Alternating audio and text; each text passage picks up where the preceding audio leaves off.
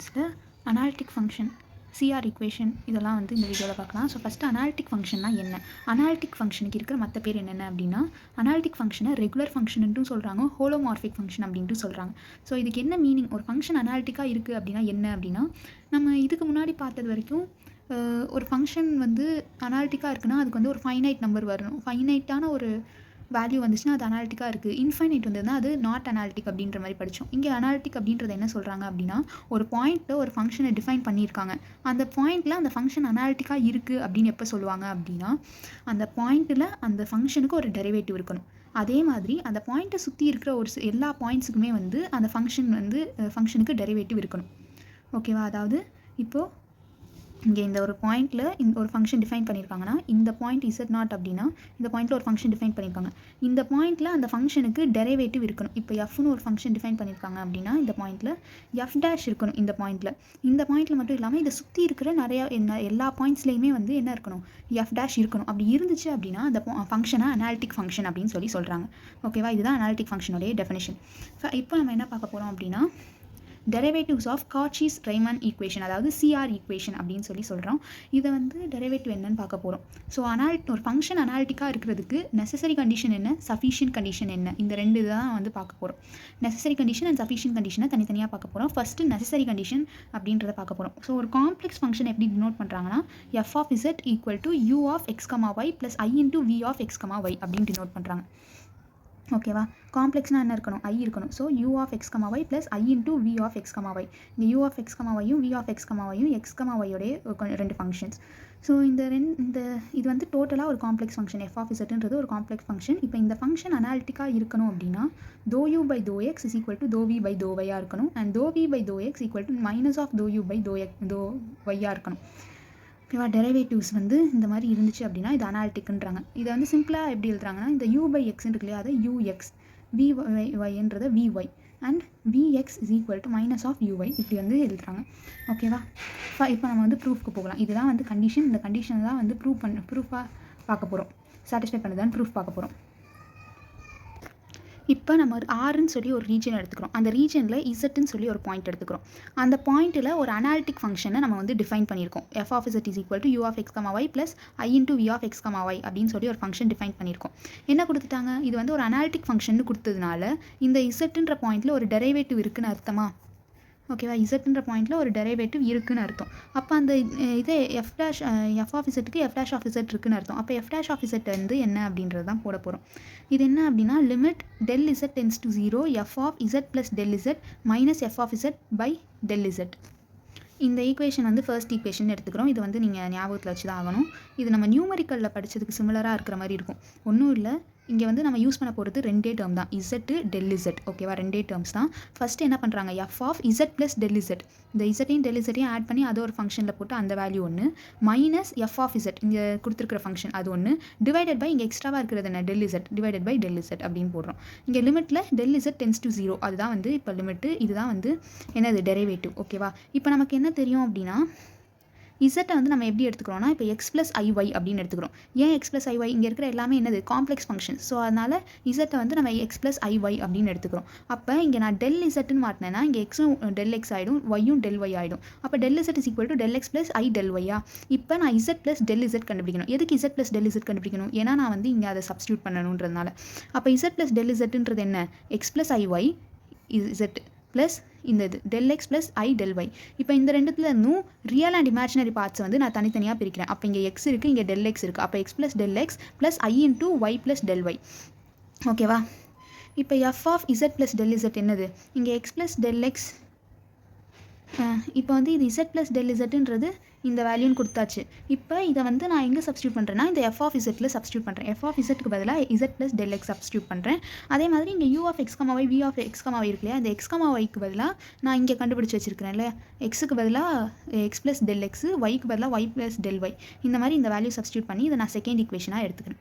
ஓகேவா? இப்போ நான் என்ன அசியூம் பண்ண போகிறேன் அப்படின்னா, இங்கே நான் வந்து ரெண்டு கேஸ் அசியூம் பண்ணிக்க போகிறேன். ஃபர்ஸ்ட் கேஸ் என்ன அப்படின்னா, டெல் இசட் டென்ஸ் டு 0ல் ஃபஸ்ட்டு டெல் ஒய்யை வந்து நம்ம 0ன்னு கன்சிடர் பண்ணிக்கணும். அதை கன்சிடர் பண்ணி ஒரு ஈக்குவேஷன் சிம்பிளிஃபை பண்ணதுக்கப்புறமா del x is equal to del x tends to 0 அப்படின்றது லிமிட்டை அப்ளை பண்ண போகிறோம். ஓகேவா? அப்போது நான் இங்கே ஆக்சுவலாக என்ன கண்டுபிடிச்சி வச்சிட்டேன், f of z plus del z கண்டுபிடிச்சாச்சா. இதை நான் வந்து இப்போ நான் இங்கே தேவைப்படுற வேல்யூஸ் எல்லாம் சப்ஸ்டியூட் பண்ண போகிறேன். F of z plus del இசட்டில் இந்த வேல்யூ போட போகிறேன், எஃப் ஆஃப் இசட்டில் இங்கே இருக்கிற இந்த வேல்யூ போட போகிறேன், அண்ட் டெல் இசட்டுக்கு பதிலாக டெல் எக்ஸ் ப்ளஸ் ஐ டெல் ஒய்யை சப்ஸ்டியூட் பண்ண போகிறேன். ஓகேவா, ஃபர்ஸ்ட் ஈக்குவேஷனில் சப்ஸ்டியூட் பண்ணியாச்சு. இப்போ என்ன பண்ணணும் அப்படின்னா டெல் ஒய்ன்னு வர டேர்ம் எல்லாம் ஜீரோன்னு போடணும். அதுதானே கேஸ் ஒன்றில் நம்ம பார்த்தோம் கண்டிஷன். டெல் ஒய்ன்னு வர வேல்யூலலாம் நம்ம வந்து ஜீரோ போடணும். இப்போ ஜீரோ போட்டோன்னா எனக்கு டினாமினேட்டரில் ரியல் பார்ட் தான் வந்திருக்கும், டெல் எக்ஸோட வந்திருக்கும். இப்போ நான் என்ன பண்ணுறேன்னா லிமிட் அப்ளை பண்ணுறேன். டெல் எக்ஸ் டென்ஸ் டு 0 அப்படின்னு சொல்லி லிமிட் அப்ளை பண்ணுறேன். அந்த லிமிட் அப்ளை பண்ணுறதுக்காக நான் இங்கே என்ன பண்ண போகிறேன் அப்படின்னா இதுலேருந்து u தனியாக v தனியாக, அதாவது ரியல் பார்ட் தனியாக, இங்கே நியூமரேட்டரில் ரியல் பார்ட் இமேஜினரி பார்ட் கலந்துருக்கு. ஸோ அதுலேருந்து ரியல் பார்ட் தனியாக இமேஜினரி பார்ட் தனியான்னு பிரிச்சுக்கிறேன். பிரிச்சுட்டு அதை பிரித்ததுக்கப்புறமா இந்த லிமிட்டையும் ரெண்டு இதுக்கும் தனித்தனியாக கொடுக்க போகிறேன். ரியல் பார்ட்டுக்கு தனியாக ஒரு லிமிட்டு, இமேஜினரி பார்ட்டுக்கு தனியாக ஒரு லிமிட்டுன்னு கொடுக்க போகிறேன். கொடுத்துட்டு பார்த்தோம் அப்படின்னா லிமிட் அப்ளை பண்ணும்போது இங்கே u எக்ஸ்ன்னு இருக்குது. ஸோ அதனால் இதை நான் dou u by dou xன்னு எழுதிடலாம். அப்புறம் ப்ளஸ் i into v எக்ஸ்ன்னு இருக்குது. ஸோ இதை i into dou v by dou xன்னு எழுதிக்கலாம். இது நான் வந்து தேர்ட் ஈக்குவேஷனாக எடுத்துக்கிறேன். இங்கே ஆக்சுவலாக உங்கள் ட்ரிக்ஸ் மாதிரி தான் யூஸ் பண்ணிக்கணும். யூ எக்ஸ்ன்னு இருந்தால் dou u by dou x, v எக்ஸ்ன்னு இருந்தால் dou v by dou x, இந்த மாதிரி நம்மளாம் யோசிச்சு எழுதிக்க வேண்டியது தான். கேஸ் 2, இப்போ கேஸ் 2ல் என்ன பண்ணுறோம் அப்படின்னா நம்ம கேஸ் 1ல் என்ன பண்ணுவோம், டெல் இசட் டென்ஸ் டு 0க்கு ஃபஸ்ட்டு நம்ம அங்கே வந்து டெல் ஒய்யை ஈக்குவல் டு 0ன்னு கன்சிடர் பண்ணோம். இங்கே டெல் எக்ஸ் ஈக்குவல் டு 0ன்னு கன்சிடர் பண்ண போகிறோம். அதுக்கப்புறமா நம்ம டெல் ஒய் டென்ஸ் டு 0 அப்படின்னு சொல்லி லிமிட் அப்ளை பண்ண போகிறோம். ஓகேவா, அப்போது மறுபடி அதே தான் நம்ம வந்து இதுக்கு வந்து இதே இதை தான் அப்ளை பண்ண போகிறோம். ஃபர்ஸ்ட் ஈக்குவேஷனில் அந்த சப்ஸ்டியூட் பண்ணி வச்சுருக்கோம் இல்லையா, அதே தான் அப்ளை பண்ண போகிறோம். ஆனால் இங்கே என்ன பண்ண போகிறோம், டெல் எக்ஸ்ன்னு வந்த இடத்துலலாம் 0 போட போகிறோம். ஓகேவா, அப்போ எனக்கு இங்கே டினாமினேட்டரில் பார்த்தீங்க அப்படின்னா எனக்கு வந்து டினாமினேட்டரில் இமேஜினரி பார்ட்டாக தான் வந்திருக்கு. ரைட்டா, இப்போ அந்த இமேஜினரி பார்ட்டை தான் வந்து என்ன பண்ணலான்னு பார்க்க போகிறோம். அதுக்கு முன்னாடி இங்கே நியூமரேட்டரில் எப்போதும் போல் ரியல் பார்ட் தனியாக இமேஜினரி பார்ட்டாக தனியாக பிரிச்சுட்டு லிமிட்ஸையும் தனித்தனியாக கொடுத்துடணும். கொடுத்ததுக்கப்புறம் பார்த்தோம் அப்படின்னா இங்கே லிமிட் அப்ளை பண்ணும்போது இமேஜினரி பார்ட்டாக நம்ம பிரித்து வச்சிருக்கிற இடத்துல ரெண்டு ஐயுமே கேன்சல் ஆகி அது ரியல் பார்ட்டாக மாறிடும். ரைட்டா, ஆனால் ரியல் பார்ட்டுன்னு வச்சிருந்த இடத்துல இமேஜினரி பார்ட்டாக தான் வந்திருக்கும். ஏன்னா டினாமினேட்டரில் நமக்கு ஐ இருக்குது. அந்த ஐயை நம்ம வந்து இப்போ நியூமரேட்டருக்கு கொண்டுட்டு வரணும். ஓகேவா, அதுக்கு நம்ம என்ன பண்ண போகிறோம் அப்படின்னா நமக்கு என்ன தெரியும், i ஸ்கொயர் ஈக்குவல் டு -1ன்னு தெரியும்.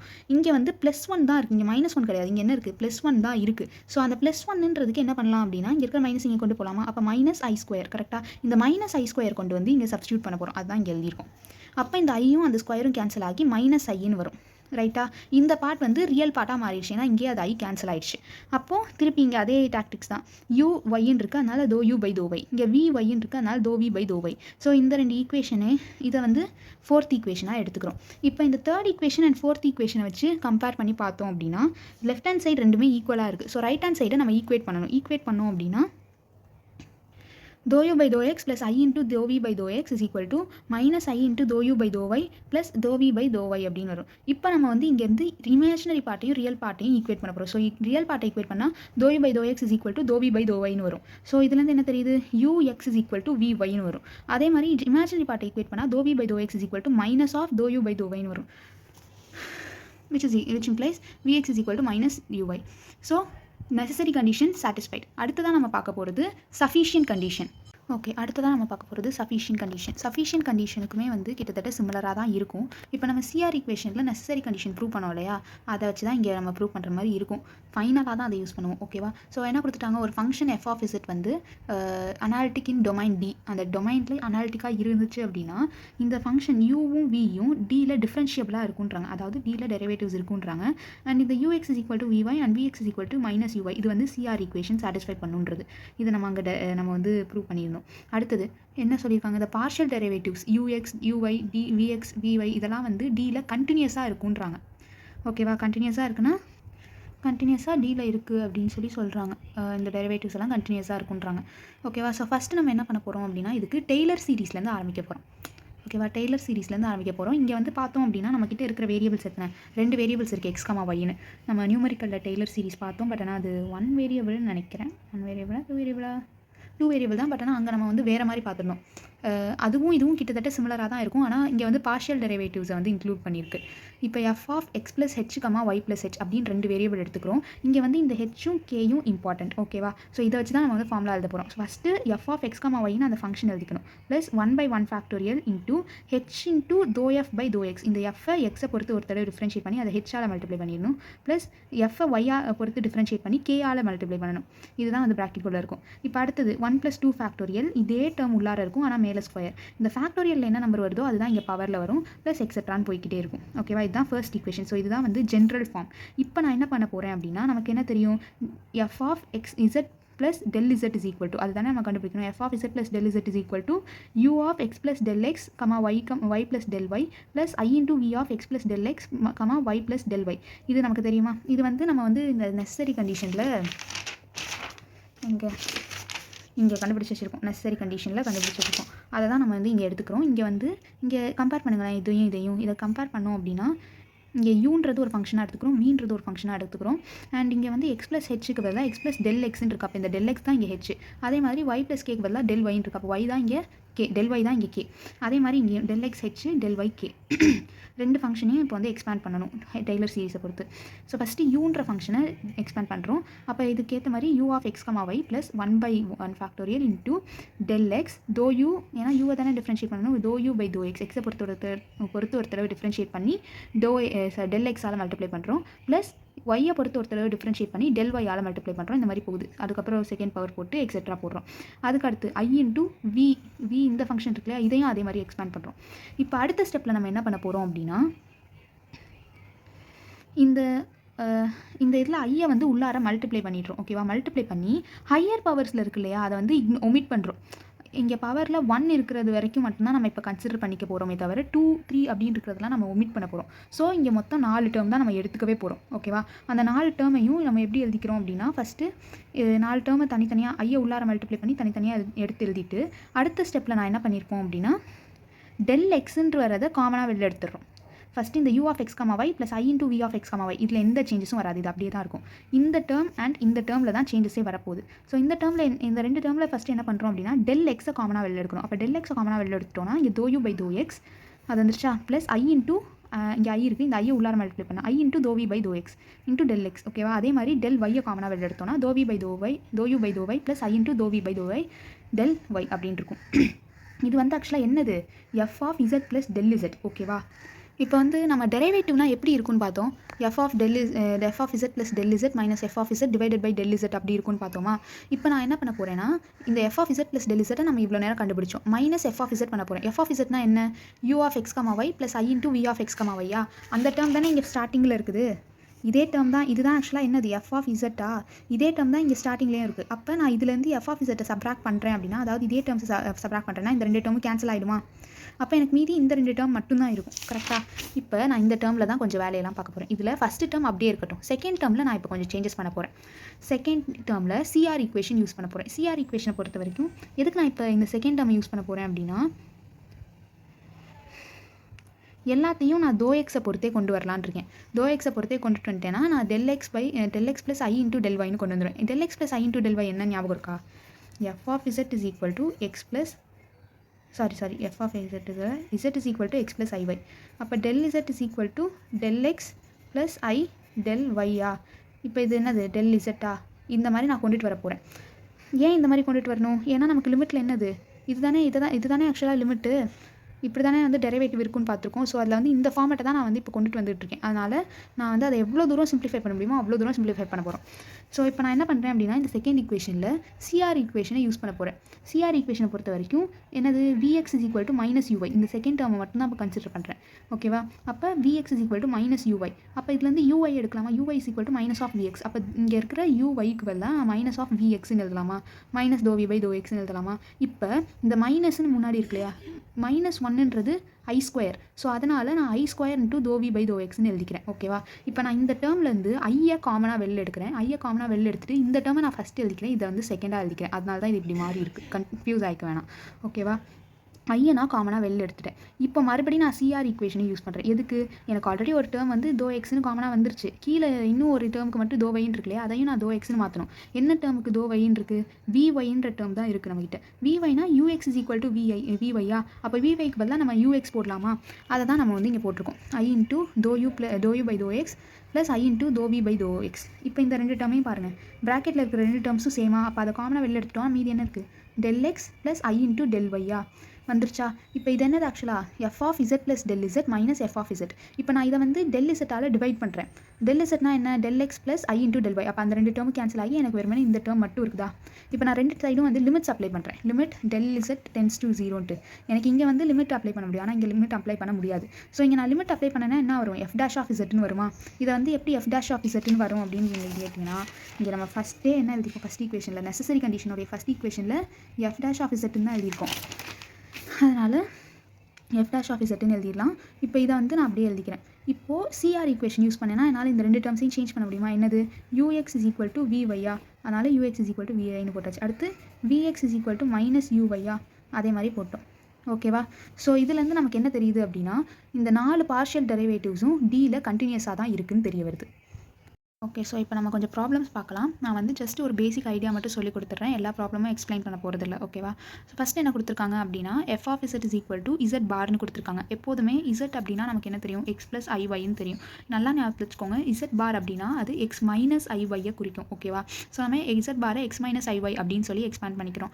இப்போ நமக்கு வந்து ஜென்ரல் ஃபார்முலா என்ன தெரியும்? F of z is equal to some function of u of X comma Y plus I into we of X comma y. கரெக்டாக? அதில் என்ன அர்த்தம்? யூன்றது ஒரு function of x and y, வின்றது ஒரு function of x and y. அப்போ நான் இந்த ஃபங்க்ஷனோட இதை நான் கம்பேர் பண்ணுறேன் அப்படின்னா, x plus i y x minus ஐஒயை கம்பேர் பண்ணுறேன் அப்படின்னா, எனக்கு இங்கே யூ ஆஃப் எக்ஸ் கமா ஒய்ன்றது என்ன? எக்ஸ். அப்போ u is equal to x. V of X comma ஒய்ன்றது என்ன? Minus y. அப்போ வின்றது மைனஸ் ஒய். ஓகேவா? இப்போ நான் வந்து இதுலேருந்து அந்த 4 டெரிவேட்டிவ்ஸையும் கண்டுபிடிக்கணும். யூவை வந்து எக்ஸை பொறுத்து பார்ஷியல் டெரிவேட்டிவ், ஒய்யை பொறுத்து பார்ஷியல் டெரிவேட்டிவ், விஏ எக்ஸை பொறுத்து பார்ஷியல் டெரிவேட்டிவ், ஒய்யை பொறுத்து பார்ஷியல் டெரிவேட்டிவ்.